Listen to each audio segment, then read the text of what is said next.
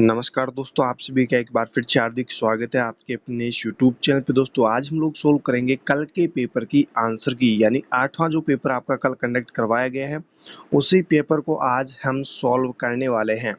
जिन लोगों ने टेस्ट दिया है वो सभी अपनी आंसर की चेक कर लीजिए, किस क्वेश्चन का आपने क्या जवाब दिया है।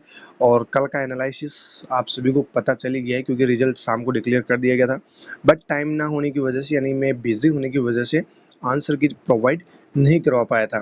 तो आज हम इस पेपर के आंसर की भी देखेंगे और 9वें पेपर की लिंक आप सभी को हमारे टेलीग्राम ग्रुप और चैनल के अंदर मिल ही गई है।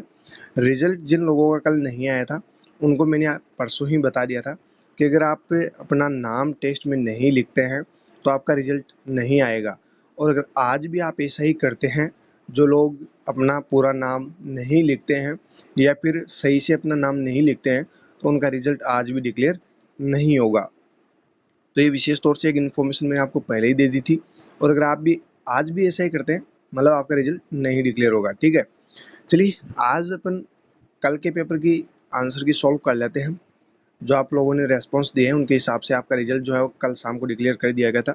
और 5 कैंडिडेट थे, 5 से 6 कैंडिडेट जिनके 90% थे, एंड 8 से 10 कैंडिडेट थे जिनके 80% थे, एंड बाकी के 70% थे, 10-12 की। ठीक है, बाकी सारे नीचे वाले। ठीक है, तो इस प्रकार से रिजल्ट आप लोगों का कल डिक्लेयर कर दिया गया था। आज के पेपर में एक विशेष इन्फॉर्मेशन मैं आप लोगों को दे देता हूँ।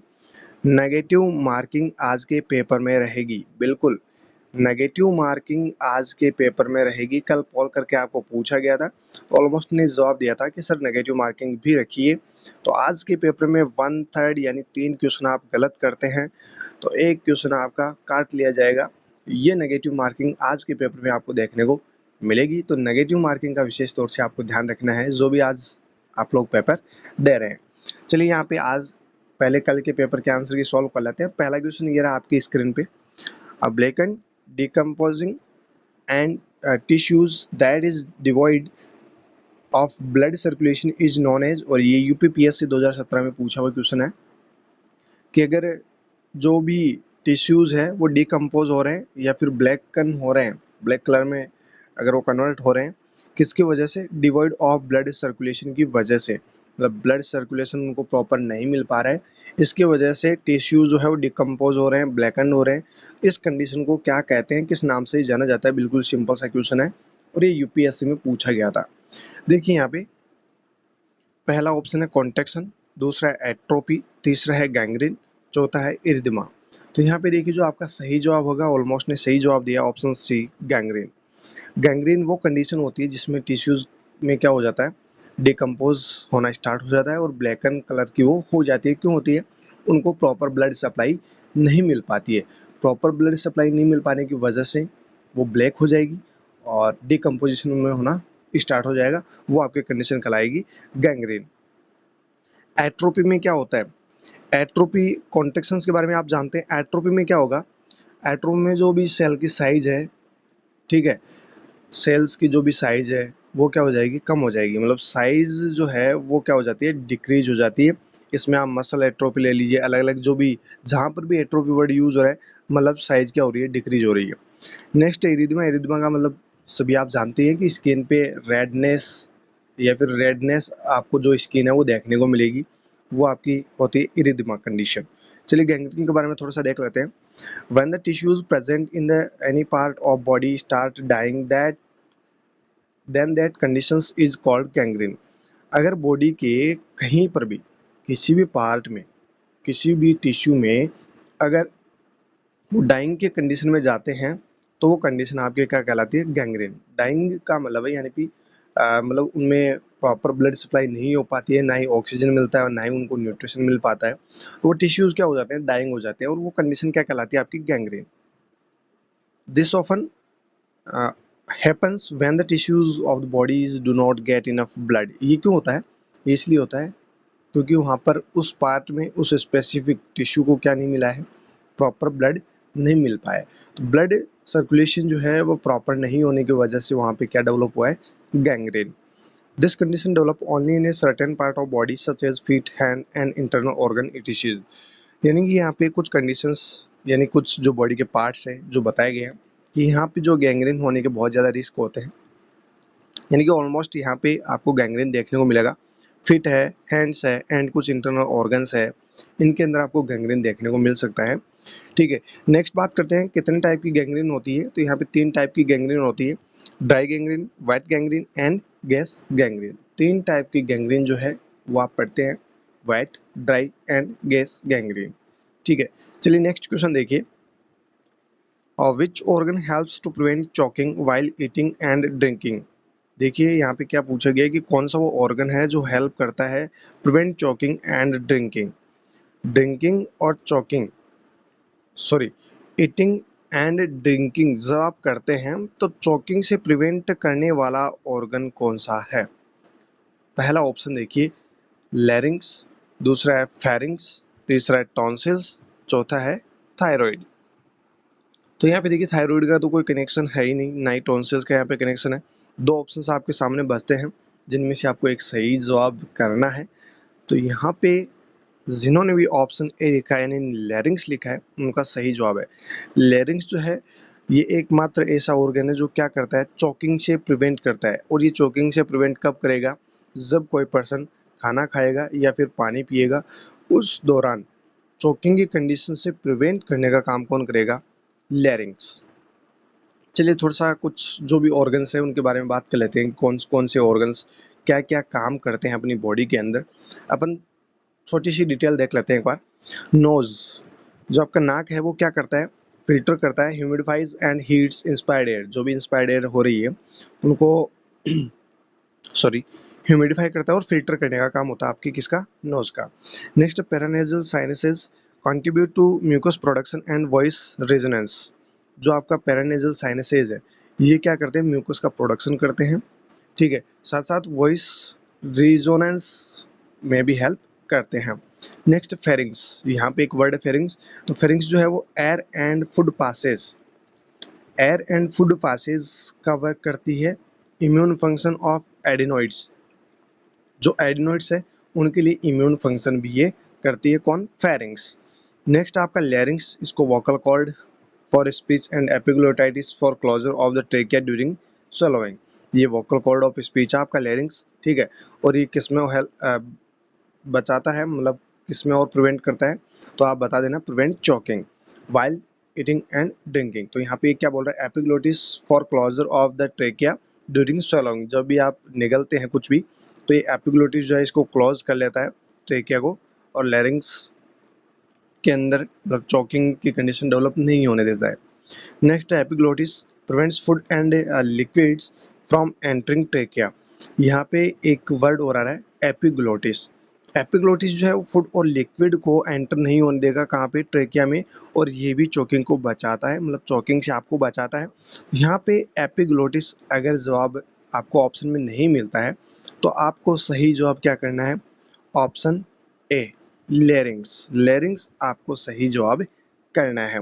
ठीक है, चलिए नेक्स्ट क्वेश्चन देखिए, alteration in which of the following tumour suppresses gene increase the risk of breast cancer. बिल्कुल सिंपल सा क्वेश्चन है लेकिन इंपॉर्टेंट क्वेश्चन है कि वो कौन सा ट्यूमर सप्रेसर जीन है जो ब्रेस्ट कैंसर के रिस्क को क्या करता है, बढ़ा देता है। ये बिल्कुल सिंपल सा क्वेश्चन है लेकिन इंपॉर्टेंट क्वेश्चन है। ब्रेस्ट कैंसर के रिस्क को बढ़ाने वाला कौन सा ट्यूमर सप्रेसर जीन है। पहला ऑप्शन है SMAD4, नेक्स्ट है VHL, नेक्स्ट है APC जीन, नेक्स्ट है BRAC1 एंड 2। यहाँ पे आपका सही जवाब रहेगा ऑप्शन डी, BRCA1 एंड 2। ये पहले भी 2-3 बार एग्जाम्स में पूछा जा चुका है, तो ये आपको याद रखना है, इंपॉर्टेंट क्वेश्चन है। BRCA1 एंड 2 ये एकमात्र ऐसा ट्यूमर सप्रेसर जीन है जो ब्रेस्ट कैंसर के रिस्क को बढ़ा देता है। ठीक है, चलिए यहाँ पे थोड़ा सा इसके बारे में देखते हैं। The two gene most responsible for the breast cancer have been labelled BRCA first and BRCA second, with BRCA standing for breast cancer.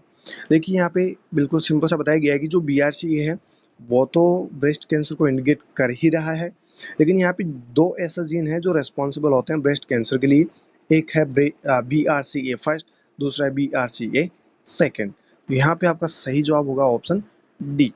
चलिए नेक्स्ट क्वेश्चन देखिए, बिल्कुल सिंपल सा क्वेश्चन है लेकिन इंपॉर्टेंट क्वेश्चन है। देखिए क्या पूछा गया, primary prevention for cervical cancer includes all except one. बिल्कुल सिंपल सा क्वेश्चन है। इस सर्वाइकल कैंसर के प्राइमरी प्रिवेंशन के लिए सभी के सभी सही है, लेकिन एक क्या है, गलत है। एक्सेप्ट वन, एक गलत है, और वो कौन सा है वही आपको बताना है। बाकी सारे के सारे सर्वाइकल कैंसर के प्रिवेंशन के क्या है, मतलब प्राइमरी प्रिवेंशन है सारे के सारे सर्वाइकल कैंसर से बचाने के लिए। तो यहाँ पे यही क्वेश्चन एज इट इज आपको पूछा जा सकता है, एक्सेप्ट वन को हटा के सिर्फ इंक्लूड तक ये आपका क्वेश्चन होगा।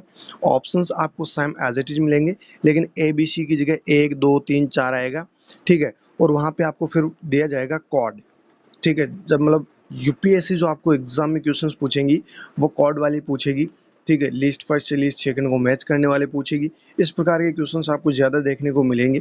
तो same same as it is यही क्वेश्चन होगा, और आपको दिए जाएंगे कॉर्ड कि 1 2 3 ओनली, ठीक है। 2 4 3 ओनली, या फिर 2 3 4 ओनली, ठीक है। 1 2 3 4 इस प्रकार से सारे ऑप्शंस मिलेंगे, same as it is questions होगा, ठीक है। यहाँ से एक्सेप्ट वन को हटा दिया जाएगा, फिर आपका क्वेश्चन क्या बन जाएगा, नया। आपको लगेगा ये तो बहुत हार्ड है, हार्ड नहीं है, वही है जो आपने पढ़ रखा है। लेकिन वो थोड़ा सा उनका तरीका है कि कोड वर्ड में आपको बताना है, चीज़ें वही हैं जो आपने पढ़ रखी है, लेकिन आपको क्वेश्चन को समझना है कि कौन कौन से ऑप्शंस इसके लिए सही है, और उसके बाद में आपको कोड से वो ऑप्शंस चूज करके और जवाब देना है। देखिए यहाँ पे ये पहले क्वेश्चन सॉल्व करते हैं। प्राइमरी प्रिवेंशन है सारे के सारे सर्वाइकल कैंसर के, एक नहीं है। तो पहला है rising the age of marriage. पहला ऑप्शन है rising the age of marriage. Next है यूज ऑफ कॉन्डोम्स।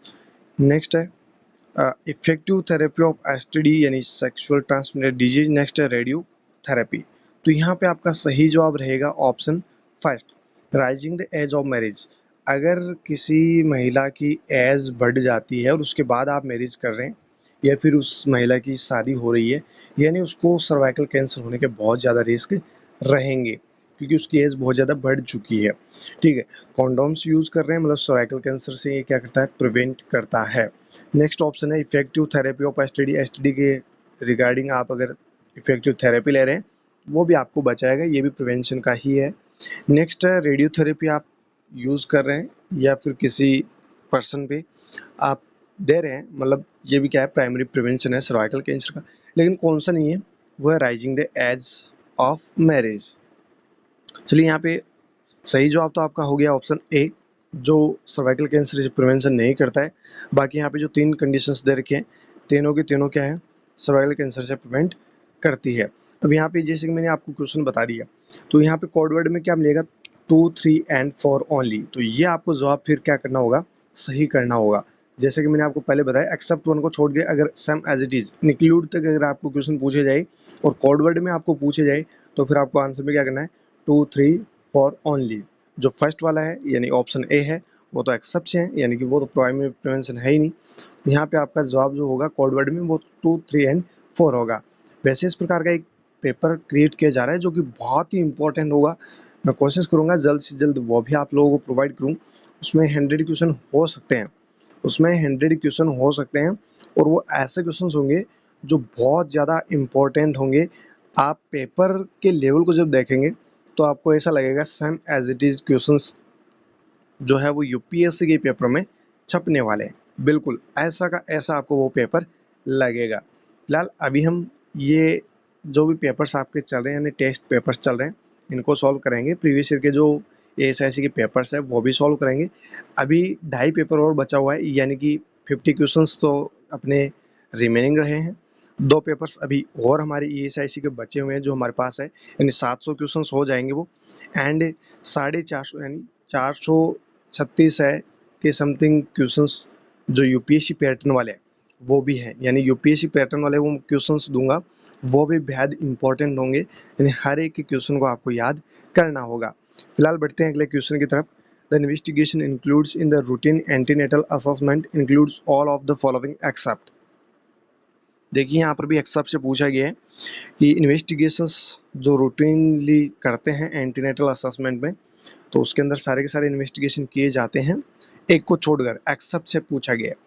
तो पहला हीमोग्लोबिन बिल्कुल चेक करते हैं, एचआईवी बिल्कुल चेक करते हैं, ब्लड यूरिया एंड क्रिएटिनिन ये चेक नहीं करते हैं। आरबीएस रैंडम ब्लड शुगर ये भी हम चेक करते हैं। तो यानी जब भी एंटीनेटल असेसमेंट प्रेग्नेंट वुमेन्स का किया जाता है, भैया हीमोग्लोबिन चेक करना होता है, एचआईवी चेक करना होता है, आरबीएस चेक करना होता है, लेकिन कौन सा चेक नहीं करते हैं तो वो आपको बताना है, ब्लड यूरिया एंड क्रिएटिनिन। ये इन्वेस्टिगेशन एंटीनेटल असेसमेंट का नहीं किया जाता है। ठीक है, नेक्स्ट क्वेश्चन देखिएगा। Sort the following information into a soft note and select the correct order। देखिए बहुत ही अच्छा क्वेश्चन है। देखिए क्या पूछा गया है, कुछ यहाँ पे इंफॉर्मेशन दी हुई है जिनको आपको सॉफ्ट नोट में क्रिएट करना है और बताना है करेक्ट ऑर्डर इनका। कुछ यहाँ पे सॉफ्ट ऑर्डर में मतलब सॉफ्ट नोट जो है उसके रिगार्डिंग आपको करेक्ट ऑर्डर में इनको सही से बिठाना है। कुछ आपको दिए गए हैं options A B C D, इन चारों को करेक्ट ऑर्डर में बिठाना है और S O A P note में आपको बताना है। तो सबसे पहले तो आपको ये पता होना चाहिए कि एस ओ ए पी होता क्या है, क्योंकि एस ओ ए पी के बारे में जब पता ही नहीं होगा तो इस क्वेश्चन को कैसे सोल्व कर पाओगे। ऑलमोस्ट ने गलत जवाब दिया है क्योंकि उनको पता ही नहीं है कि एस ओ ए पी होता क्या है। यहाँ पे देखिए नीचे कोड, और ऐसे ही क्वेश्चन आपको यूपीएससी जो ईएसआईसी का एग्जाम करवाएगी उसमें आपको देखने को मिलेंगे। तो देखिए सबसे पहले एस ओ ए पी के बारे में आपको पता होना चाहिए। देखिए यहाँ पे ऑप्शंस में क्या है, बीपी 160/100 mmHg।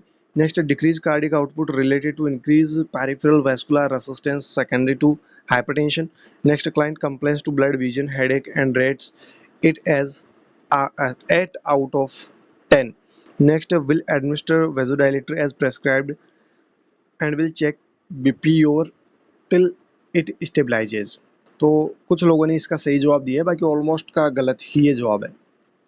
देखिए ये ऑप्शंस आपने पढ़ लिए, यहाँ पे कोड दिए हुए हैं। सबसे पहले समझते हैं एस ओ ए पी है क्या। इसको समझ लिया मतलब क्वेश्चन बिल्कुल आप सोल्व कर दोगे विद इन 15 सेकेंड। लेकिन पहले आपको ये पता होना चाहिए कि सॉप होता क्या है। तो देखिए सॉप के बारे में अगर आपको पता है, ऑप्शंस आपने अच्छे से पढ़ लिए हैं, मतलब 15 सेकंड भी आप 15 सेकंड से कम समय भी आपको लगेगा इसको सॉल्व करने में। देखिए सॉप का मतलब है एस ओ ए पी। पहला है सब्जेक्टिव, दूसरा है ऑब्जेक्टिव, तीसरा है असेसमेंट एंड चौथा है प्लान।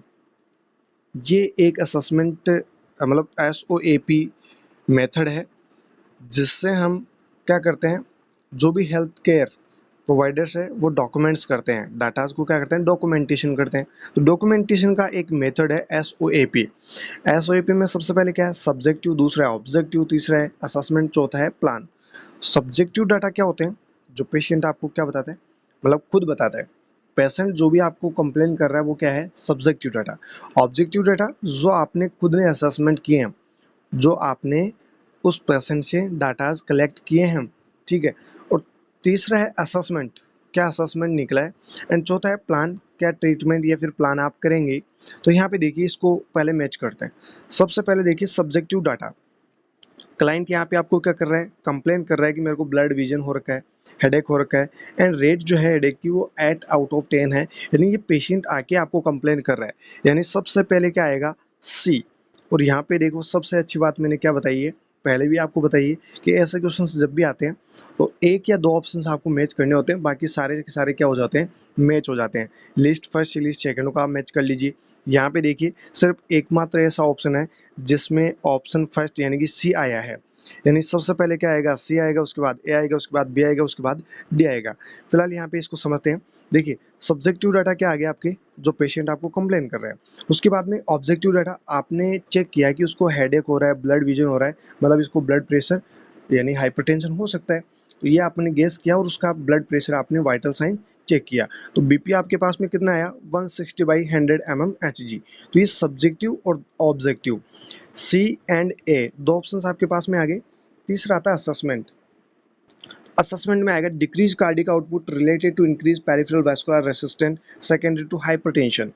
ये असेसमेंट हो गया आपका कि जो डिक्रीज कार्डिक आउटपुट है, decreased cardiac output related to, ये जो डिक्रीज्ड यानी नर्सिंग डायग्नोसिस आप बोल सकते हैं। यहाँ पे देखिए जो डिक्रीज कार्डिक आउटपुट है वो रिलेटेड किससे है, इंक्रीज पेरिफेरल वैस्कुलर रेसिस्टेंस है, और ये सेकेंडरी टू हाइपरटेंशन की वजह से ऐसा हो रहा है। ये आपका आ जाएगा असेसमेंट के अंदर। चौथा आएगा आपका प्लान, जिसमें आपको क्या करना है, ट्रीटमेंट देना है या फिर प्लान करना है, तो यहाँ पे देखिए विल एडमिनिस्टर, इस पेशेंट को क्या करना है, वैसोडाइलेटर देना है, so prescribed will and will check BP every hour till it stabilises.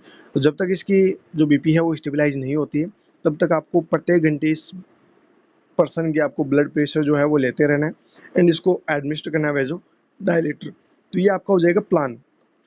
तो SOAP का मतलब क्या हो गया, subjective objective assessment and plan. शायद ये आपको अच्छे से अब समझ में आ गया है, कभी भी ऐसा क्वेश्चन आएगा आप विद इन 15 सेकेंड्स इसको सॉल्व कर दोगे। लेकिन condition and terms and condition यही है कि आपको SOAP के बारे में क्या होना चाहिए, पता होना चाहिए। ठीक है, चलिए यहाँ पे इसके बारे में थोड़ा सा दे रखा है। SOAP यानी subjective objective assessment and plan.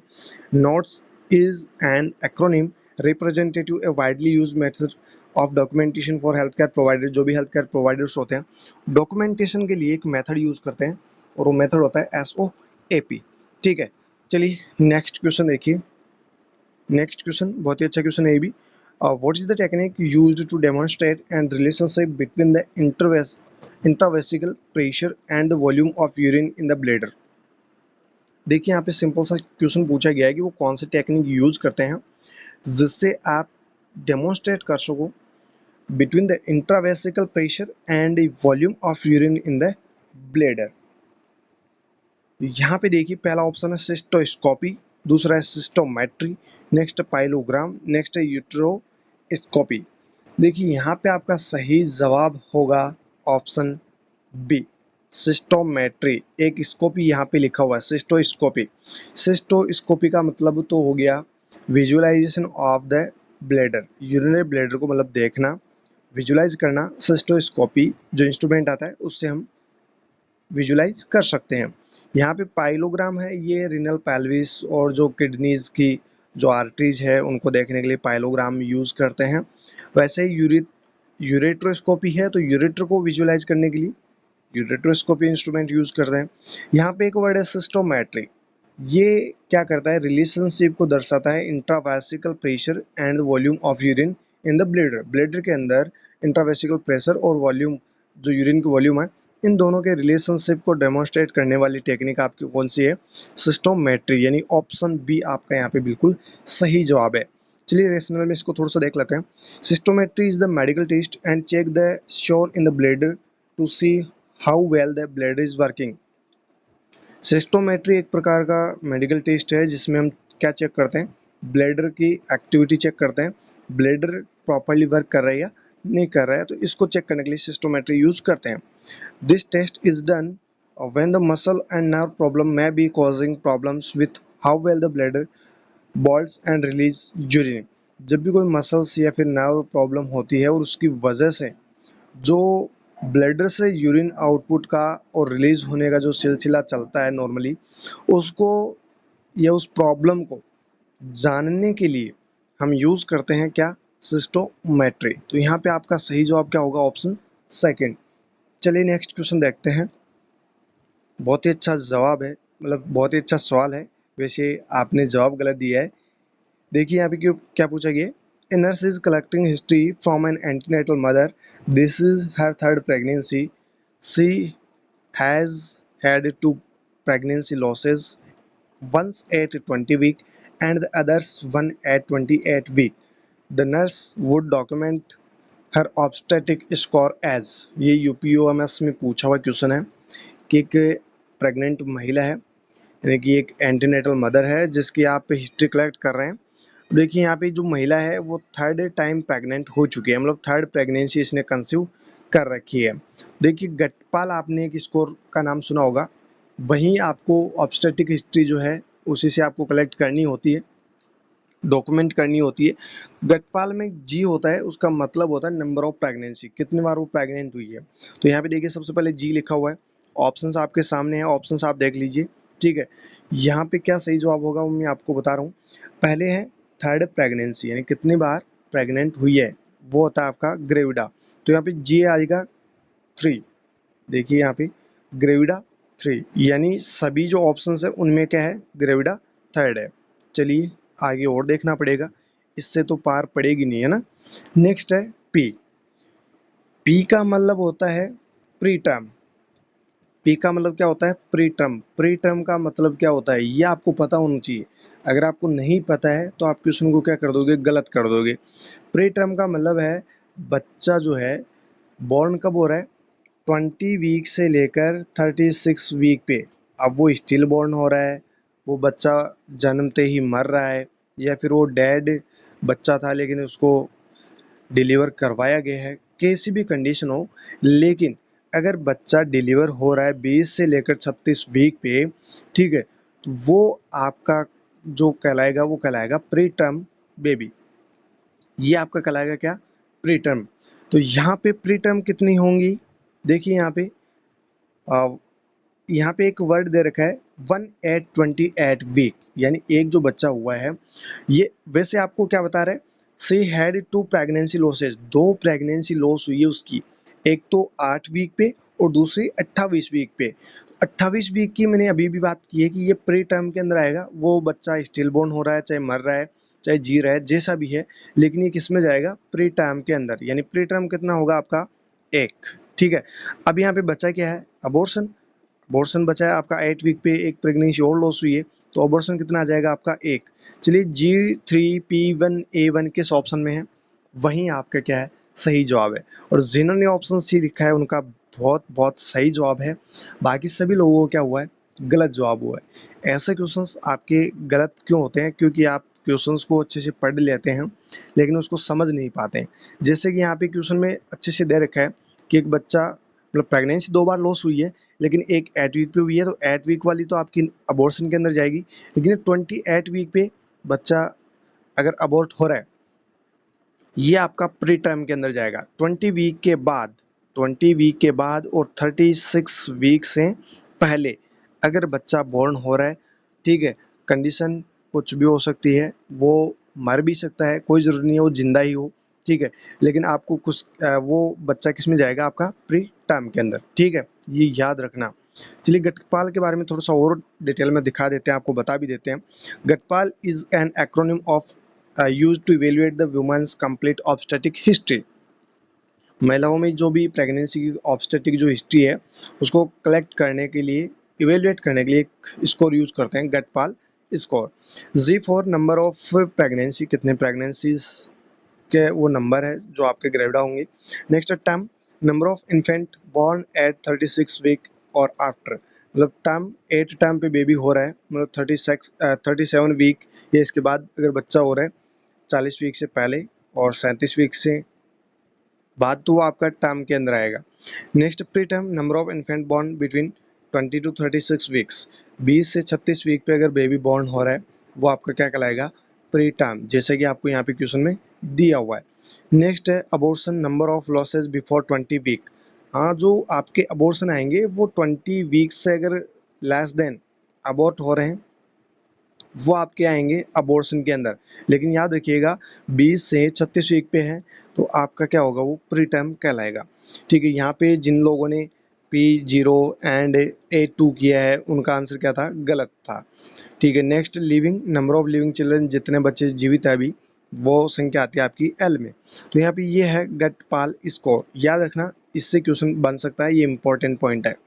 Next question देखिए, सेकंड लास्ट क्वेश्चन, बिल्कुल सिंपल सा क्वेश्चन है, ये एम्स में भी पूछा जा चुका है तो आपको भी पूछा जा सकता है।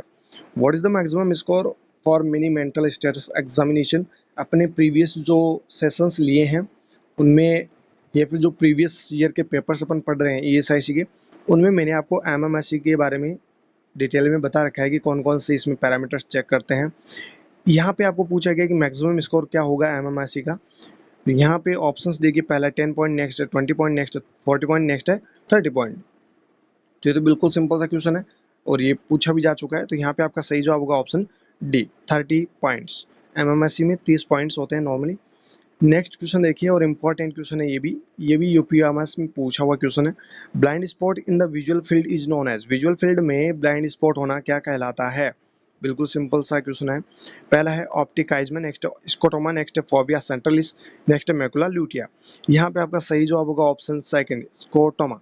स्कोटोमा यानी कि ब्लाइंडनेस या फिर ब्लाइंड स्पॉट जो है विजुअल फील्ड में होता है, वो कंडीशन आपकी कहलाती है स्कोटोमा। चलिए इसके बारे में थोड़ा सा डिटेल में देख लेते हैं इन चारों पॉइंट्स के बारे में, क्योंकि ये इंपॉर्टेंट है। यहाँ से मैकुला ल्यूटिया के बारे में पहले पूछा भी जा चुका है, इसलिए ये चारों इंपॉर्टेंट है। पहला स्कोटोमा। स्कोटोमा एक मेडिकल टर्म है जिसका मतलब आपको बता ही दिया गया है कि विजुअली फील्ड जो है वो एबनॉर्मलिटी देखने को मिलती है, यानी कि ब्लाइंड स्पॉट आपको देखने को मिलता है, वो स्कोटोमा कंडीशन है। Next optic chiasma. Optic chiasma is the part of the brain where the optic nerve crosses and therefore a primary importance to the visual pathway. Optic chiasma वो area है जो ब्रेन के अंदर optic nerve जहाँ से cross होती है, और ये प्राइमरी इंपॉर्टेंस ऑप्टिक काइज्मा ये क्या होती है, विजुअल पाथवे का ही काम करता है। Next fovea centralis is located in the centre of the macula lutea, a small flat spot located exactly in the center of the posterior portion of the retina. Fovea centralis जो है वो कहाँ पे located होता है, centre of the macula lutea, macula lutea के just centre पे। And A small flat spot, ये स्मॉल एंड फ्लैट स्पॉट होता है जो एग्जैक्टली कहाँ पे लोकेटेड होता है, centre of the posterior portion of retina, retina के जस्ट पोस्टीरियर पोर्शन पे और सेंटर में ये लोकेटेड होगा। नेक्स्ट है आपका macula lutea. It is the part of retina that is responsible for sharp detailed central vision, also called visual acuity. जो macula lutea है ये रेटिना का ही पार्ट है जो रेस्पॉन्सिबल होता है किसके लिए, sharp and detailed central vision के लिए, यानी जो विजुअल एक्यूटी होती है वो ऑलमोस्ट मैकुला ल्यूटिया से ही जो है कंट्रोल होती है, या फिर मैकुला जो ल्यूटिया है वो रेस्पॉन्सिबल होता है आपकी विजुअल एक्यूटी के लिए। ठीक है। Next the macula lutea also called a fovea. पूछा जा सकता है मैकुला ल्यूटिया को ही क्या कहते हैं, फोविया कहते हैं। Contains a very high concentration of cons, यहाँ पे बहुत ही ज़्यादा अमाउंट में क्या होती है, कॉन्स होती है, इसलिए इसको क्या कहते हैं और फोविया भी कहते हैं। तो ये थे दोस्तों अपने 10 क्वेश्चंस। उम्मीद करूंगा कि आपको सारे के सारे क्वेश्चंस अच्छे से समझ में आ गए, और जिन लोगों ने सही जवाब दिए हैं, यानी कि मैक्सिमम क्वेश्चंस के सही जवाब दिए हैं, अच्छी बात है, आप सभी का सिलेक्शन होगा, 100% होगा। ऐसा नहीं है कि जिन्होंने कम जवाब दिए हैं उनका नहीं होगा, उनका भी होगा, लेकिन मेहनत आपको और करनी पड़ेगी थोड़ी। आज के पेपर में, यानी कि 9वां जो पेपर आप लोगों को आज मिला है, ये भी इम्पोर्टेंट पेपर है, यानी कि इम्पोर्टेंट क्वेश्चंस आप लोगों को मिल रहे हैं। वैसे तो आपको हर सेशन में, हर टेस्ट में आपको इम्पोर्टेंट क्वेश्चंस ही मिल रहे हैं, और जैसे कि मैंने आपको एक बताया, 100 क्वेश्चंस की एक फाइल हम क्रिएट कर रहे हैं, जो ऐसी फाइल होगी, यानी ऐसे वो क्वेश्चंस होंगे जो आपके ESIC एग्ज़ाम के लिए वेरी वेरी वेरी इंपॉर्टेंट, यानी 5 स्टार वाले वो क्वेश्चंस होंगे। तो जो लोग, वो तो खैर अभी आगे प्रोवाइड करेंगे, अभी क्रिएट की जा रही है, और जो प्रीवियस ईयर के ESIC के पेपर्स है वो भी अभी सॉल्व करने बाकी है। 250 क्वेश्चंस वो बचे हुए हैं अभी, और उसके बाद UPSC पैटर्न वाले 450 यानी 436 है, या 430 प्लस जितने भी क्वेश्चंस है वो सारे सारे अभी सॉल्व और करने बाकी है। तो फिर मिलते हैं नेक्स्ट सेशन के साथ में, यानी आज के पेपर के साथ में मिलेंगे शाम को। तब तक के लिए आप लोग टेस्ट को दीजिए और अपने दोस्तों को टेस्ट के लिंक ज़्यादा से ज़्यादा शेयर कर दीजिए। फिर मिलते हैं। Thank you so very much.